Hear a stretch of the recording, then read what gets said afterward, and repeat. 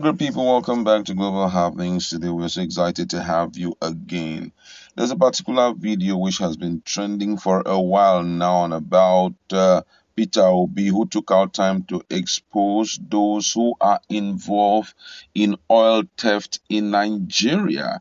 And that was disclosed in a recent event he attended in Abuja, precisely, where he had to talk to bishops and archbishop of Anglican Church. Some time ago, the chief executive officer of the Nigerian National Petroleum Company, Mele Kwari, had said that highly placed Nigerians, including religious community leaders and government officials, were fully involved in crude oil theft. That was what he said. He told Nigerians that there was a network of pipeline for petroleum product distribution in the country, and they had been deliberately shut down as a result of activities of vandals, and also because the refineries were not operating as a business but incurring costs or losses, adding that Nigerians will stop fuel importation in 2023. That was what he told Nigerians, and also made Nigerians to understand how much have been lost to oil theft, which has generated a lot of concern. But Peter Obi kind of gave Nigerians some inkling to those who are fully behind this thing, that it can be done by ordinary Nigerians, but someone who must have something like a ship to carry out this. Let's just listen to it.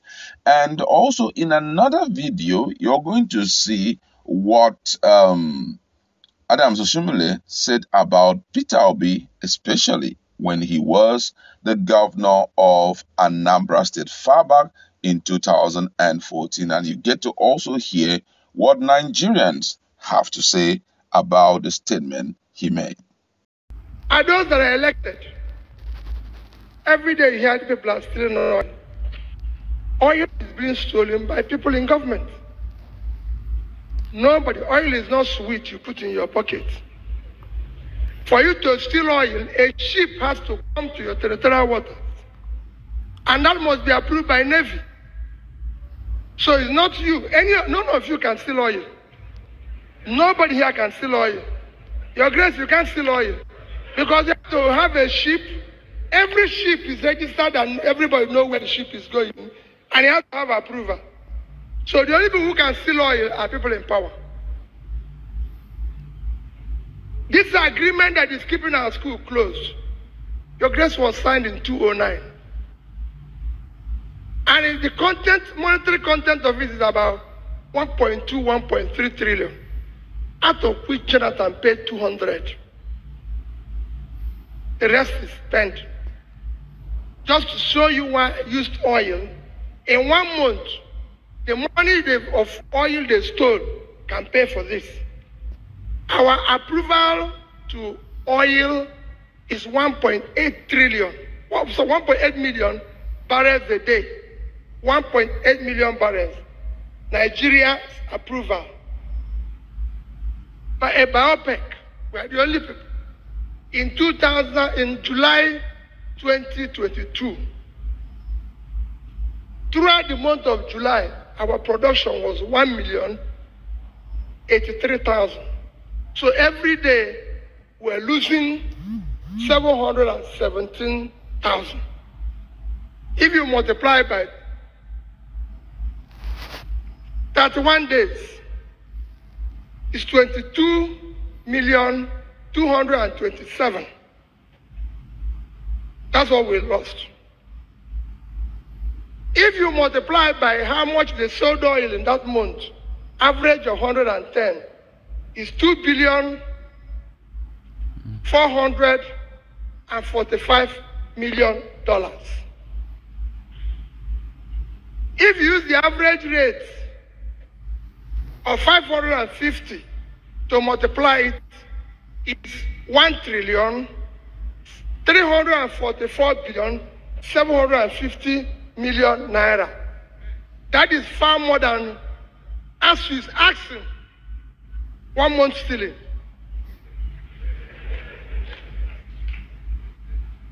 You must get involved. We can no longer continue this way. If we continue, you consume everybody. I spoke to European Union this morning. That he left behind. Now, I think for those of you who are social media warriors, there are issues here that you need to speak to. Go to Google and look at the first 6 months of Governor Obiano's administration in Anambra State. What you will find in YouTube is a Governor Obiano using bulldozer to demolish houses of kidnappers and those who were involved in what they then refer to as Bakassi boys or even Bakassi girls. Who was the governor where Bakassi developed in Anambra? And who solved the problem? So if a man couldn't fix a security challenge in his own state, which require courage, how can he convince you that he will fix security challenge all over Nigeria?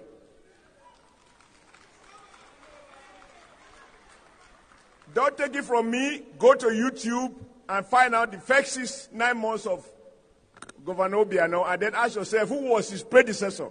As I said, I don't want to look for trouble. I'm a smallish man. Anybody can deal with me. Then ask Gogo, who was Obiano's predecessor? If he tell you, a Peter. And so, if he has solved the security problem, will Obiano be demolishing, using bulldozer to demolish people's houses? For houses of kidnappers, Bakassi boys and Bakassi girls, bandits? So when they say, I will fix Nigeria, did you fix your state? All right, welcome back. You have heard what Adams Oshiomhole had said, about the performance of Peter Obi far back when he was the governor, and it made mention of something which was the issue of security, that Peter Obi was unable to solve the situation of insecurity in Anambra State.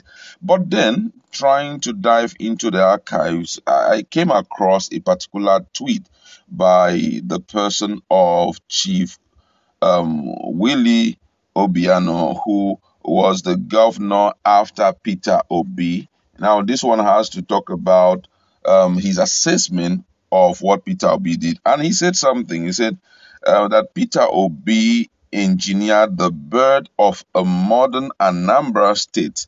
Every great edifice stands on a solid foundation. That was what he said in the tweet. That's why I'm showing the tweet. Now, that was a pointer to the fact that this guy, what Obiano saw there was something very reasonable, something that he could boast of, something that can kickstart his own administration on a reasonable platter, So for this guy to come up and make such a statement, and, when he made that statement, I also saw, talking about Oshiomhole, when he made that statement about Peter Obi, that Peter Obi was unable to cure the issue of, insecurity in Anambra State, how would he then be able to cure insecurity in the entirety of Nigeria? One of the questions I asked is, the issue of insecurity, who is meant to handle it? It's actually the Nigerian government. That's talking about the federal government. They're the ones that are charged with the responsibility, to cure any form of insecurity. And then the governors can assist at a point. Also, still talking about this same issue, Kiyamo came up, when he made this statement. He said, let's continue to press their neck and all of that. I'm just wondering, what are you doing when we are faced with so much failure from the current government, where you are, a part of a junior minister in? The issue of education seems to be unsolvable. I'm telling you, Unfortunately, it's unsolvable. No one can fully procure solution to it. Anyone in this administration, if we want to look at the performance of this administration, you will know that this administration has not done anything reasonable in terms of solving any economic situation, in the country. And, no matter what anyone will say, Peter Obi is one of a kind that will change the narrative of Nigeria. Far back when this issue of insecurity or the issue of debt was thrown at Atiku Abubakar in 2000 and I think 2019. There was a case that came up, and someone in a tweet, I saw that tweet, and the person asks Atiku Abubakar that in event of you being the president of Nigeria, how do you what do you think about the issue of reduction of debt, being that so much is going to be on the table for you to handle? He said, well, he has a team of people who are capable of doing that. Mostly Peter Obi has a way of handling the issue of debt. So debts in Nigeria. Now, it's already very clear, very glaring to all eyes that Peter Obi has a capacity that cannot be underestimated. That's why when I heard Oshiomhole talking about Peter Obi and saying this and that, I just looked at him and said, we should grow beyond this whole issue of politics of hate. Nigeria needs to get out of where it is right now. Nigeria has so nosedive to a point that only God can salvage us. And if we do not work together with someone who has capacity like Peter Obi, then let's get ready for the worst, and which may possibly lead to the disintegration of the country, which the youths are working assiduously to prevent, because Peter Obi is one person that already we can see that from the three candidates or the four candidates that are already on ground, he is the only capable hand that can solve the problem of Nigeria wholeheartedly. Why? Because this man is stingy. A stingy leader is the only one that can help the country. A stingy leader is a leader who will not give out for, white elephant projects, but will ensure that he curtail the cost of living, the cost of governance. He will curtail unwarranted expenses and use it in correcting the abnormalities in the country. And that's the kind of person we need right now. Someone who's very frugal, someone who understands what it means to deal with corporate finance. It was a huge success in his industry days when he was in the bank. He did superbly, and I feel Nigerians should give him a chance. I like to leave it there, but what's your perspective about what Peter Obi said about the issue of oil theft? Do you think in his time he will be able to solve it? And also, what do you have to say about Adams Oshimole's statement about Peter Obi? Let's interact in our comment section. Thank you very